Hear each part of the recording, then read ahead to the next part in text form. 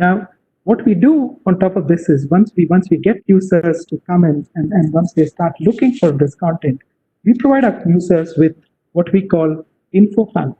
Now, what this does is that when someone searches for any of these tags that we link to coronavirus, so in this case, somebody searched for coronavirus, you actually get a bunch of these panels right at the top that actually tells you what are the most authentic sources of places where you can go and get the right kind of info that you're looking to get. In many countries, we do this by directing our users directly to the WHO sites.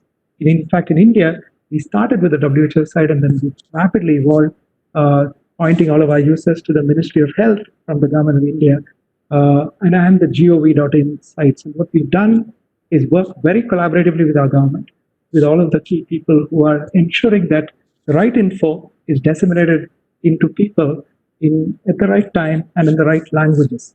And this is something that has led to an enormous amount of trust that this wide reach platform like YouTube has, and how our consumers are then coming back every day, probably 3-4 dozen times in a day, coming and seeking out information around this very significant topic. We've now seen most consumers, the last thing they do in a day is look for content around coronavirus. And the first thing they do in the day is look for content around coronavirus. And it's our responsibility as a platform to ensure that these consumers are given the right info in the right manner. Let's go to the next slide. What we now have here is that since our launch of our coronavirus info panel, this has turned out to be the biggest ever information panel that we have ever done in the history of info panels on YouTube.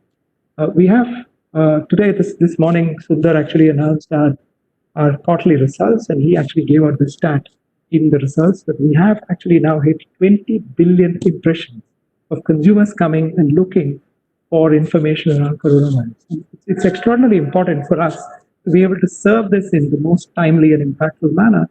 And when we look at these volumes, it proves to us that we are actually on the right track directionally.